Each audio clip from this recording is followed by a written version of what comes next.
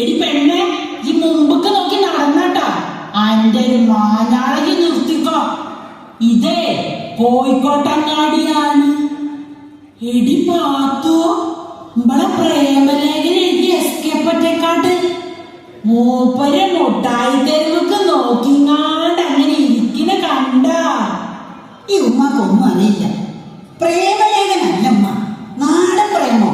എന്തെങ്കിലും ആട്ടെ, ഞങ്ങൾ നടന്നോളൂ, നടക്കാൻ കിട്ടും.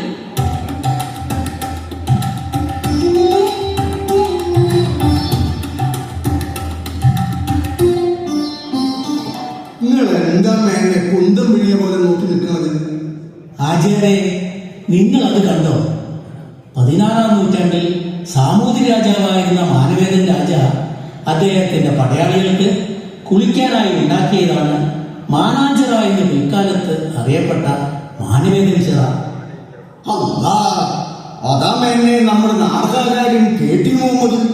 മൂപ്പുര തൊട്ടപ്പുറത്ത് തന്നെ വൈക്കം മുഹമ്മദ് ബഷീറിന്റെ പാത്തുമ്മാന്റെ ആളുണ്ട്.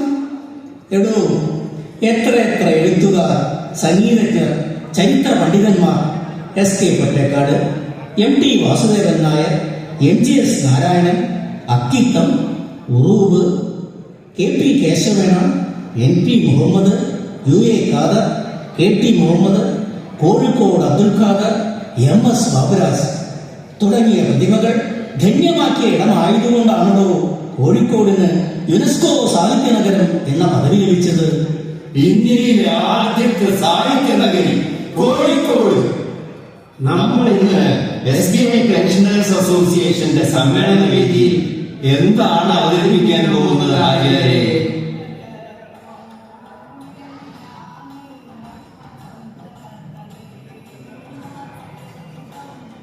വില്ലടിച്ചാൻ പാട്ട്.